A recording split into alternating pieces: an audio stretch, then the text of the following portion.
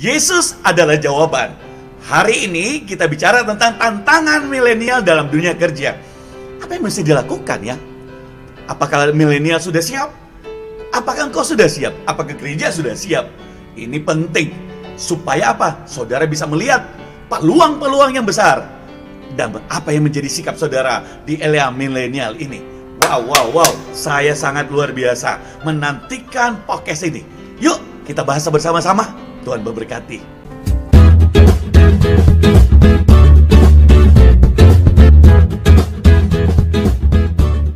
Yesus adalah jawaban. Hari ini kita masuki zaman milenial. Dan bagaimana tantangan milenial hari-hari ini? Wah, ini sungguh-sungguh menarik saudara. Sebab era yang zaman sekarang orang bilang gak mudah, sungguh-sungguh sulit karena beda dengan dulu. Sekarang zaman teknologi, sekarang zaman robot. Apa yang harus dilakukan dengan orang-orang milenial? Bagaimana sikap gereja dengan kondisi yang sekarang? Seberuntung apa sih anak-anak Tuhan milenial sekarang menghadapi kondisi kekinian ini? Apakah mereka sudah siap? Apakah gereja sudah siap? Sanggupkah kaum milenial untuk menghadapi tongkat estafet dari masa yang dulu? Apakah kita sudah mempersiapkan mereka untuk memasuki zaman sekarang ini? Ini menjadi pertanyaan. Menurut saudara bagaimana? Kalau itu menurut saya, kita harus mempersiapkan mereka. Kita jangan antipati, tapi sabar-sabar dulu saudara. Karena banyak orang hari ini tidak aware, tidak peduli dengan anak-anak milenial.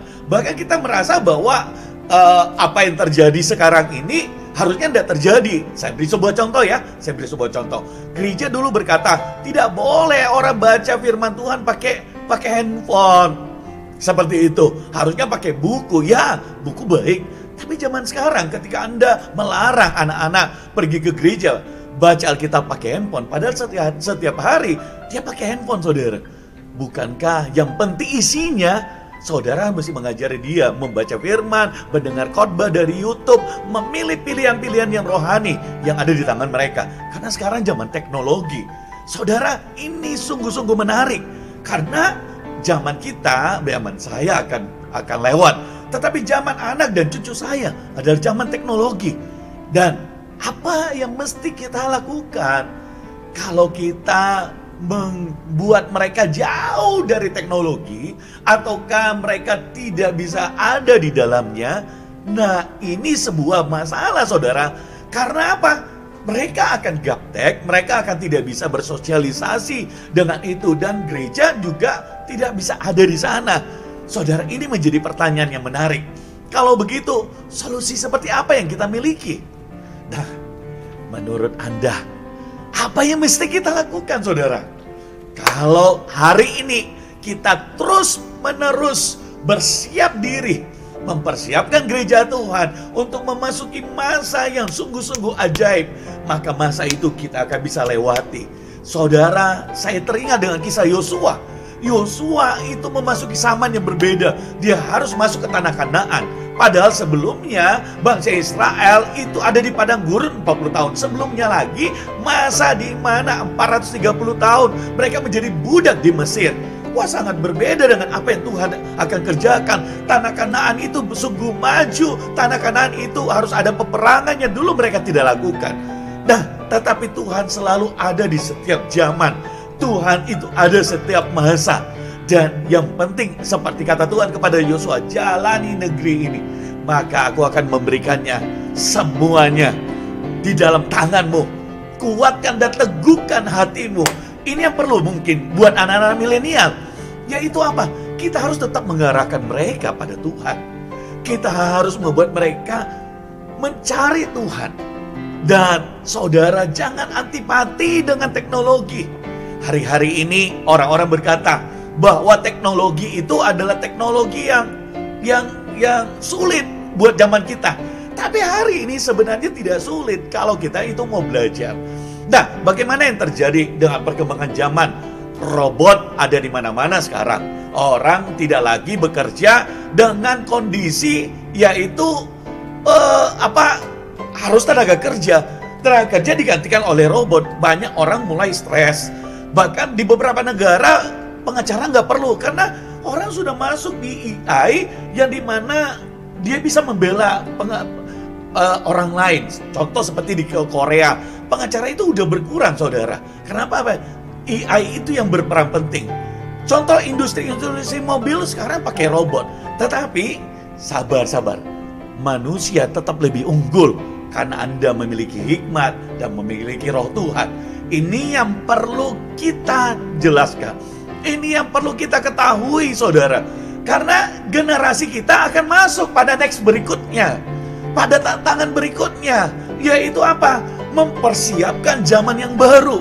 Zaman yang dimana saudara dan saya, memang kata firman Tuhan akan semakin sulit, tapi punya tantangan, dan dimana masa yang sulit ada berkat yang baru. Memang mungkin buat orang lain adalah sebuah penderitaan, tapi buat saudara adalah sebuah berkat loh. Sudahkah kita mempersiapkan itu? Teknologi hari ini bagi kaum milenial itu menjadi kehidupan mereka. Sejak mereka lahir, teknologi sudah ada. Langsung mereka cari tab-nya, dan dia langsung bersosial media. Kayaknya nggak ada yang ngajarin, tapi dia pintar untuk ngeklik yang lain. Itu menjadi gaya hidup anak-anak sekarang, saudara.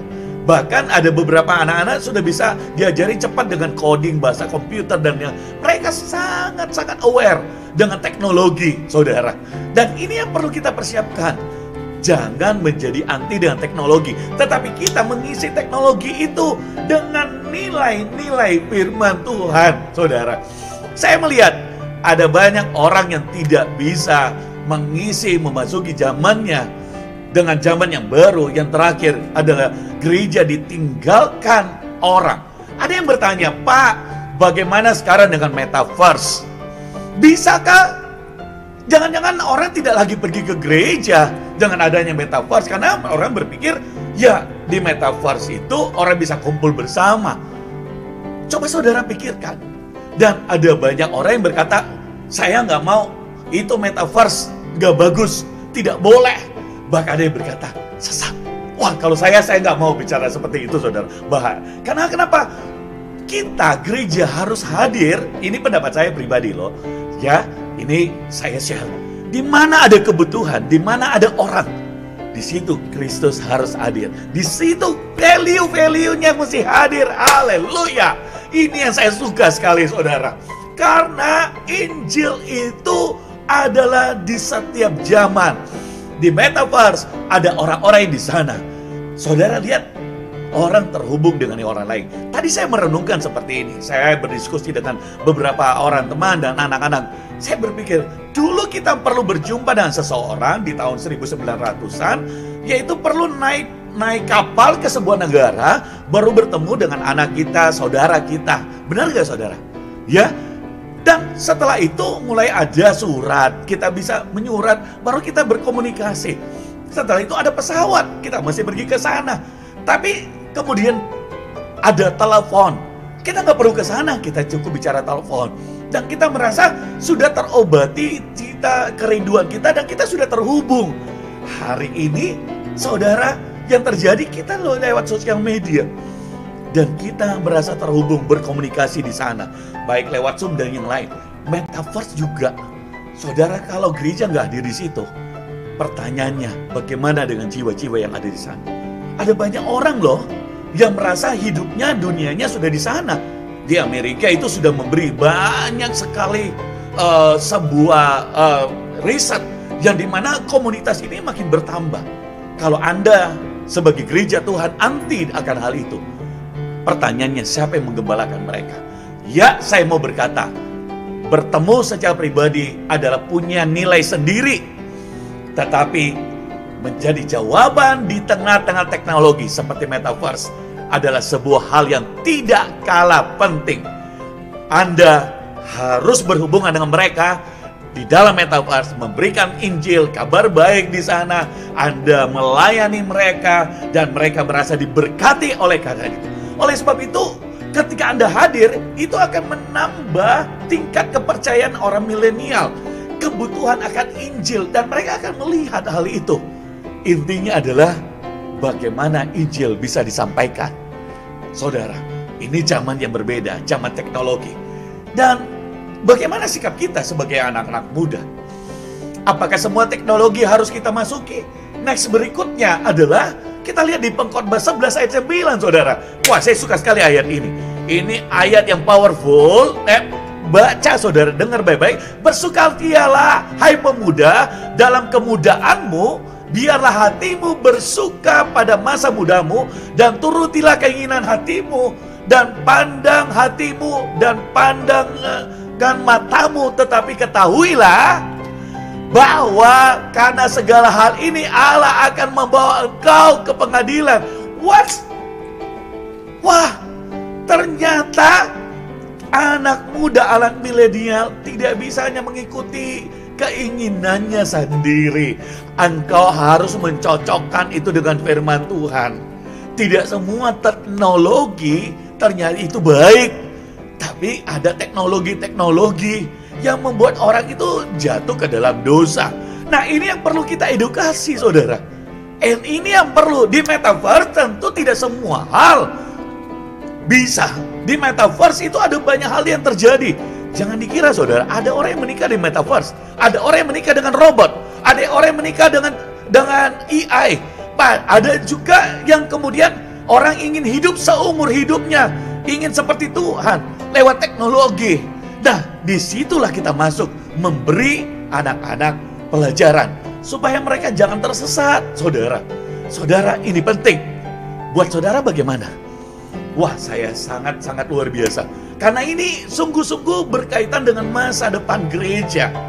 Masa depan saya dan saudara. Masa depan anak cucu kita. Masa depan generasi demi generasi. Saya tidak inginkan bahwa gereja Tuhan terpotong di sebuah masa. Tapi saya mendorong dalam hal ini untuk memikul tanggung jawab buat generasi milenial. Yuk kita masuk ke metaverse. Yuk kita belajar. Yuk kita mengabarkan Injil. Yuk mari kita bersama-sama. Mungkin kita enggak, tapi kita mengencourage. Mungkin saya pun sedang belajar, saudara. Saya beli metaverse itu. Saya akan coba masuk gereja HGC, ada di sana. Komunitas Yesus adalah jawaban, ada di sana. Saya punya kerinduan untuk memanen jiwa-jiwa di sana. Tetapi kacamata saya adalah justru ini membuat kita bisa menggembalakan orang dengan unlimited, tanpa batas, tanpa terbatas lagi dengan tempat, ruang, bahkan ketika saya khotbah bahasa Indonesia, orang bahasa yang lain bisa mendengar dengan bahasanya di sana, saudara. Dia bisa mengerti. Itulah teknologi, saudara. Bahkan mereka bisa konseling loh dengan kita. Mereka bisa terhubung dengan kita. Kita harus melihat sisi-sisi yang positif. Isilah hal-hal yang positif itu. Lihatlah peluang-peluang. Ya, dunia berkata makin sulit, tapi bukankah ada peluang di sana? Di tengah-tengah orang sulit, justru ada peluang. Gereja Tuhan, Anda dan saya, siapkah untuk kita menuai di era milenial ini? Mari datang. Kalau saudara diberkati akan tayang ini, mari subscribe, like, comment, and share. Yesus adalah jawaban buat kita. God bless.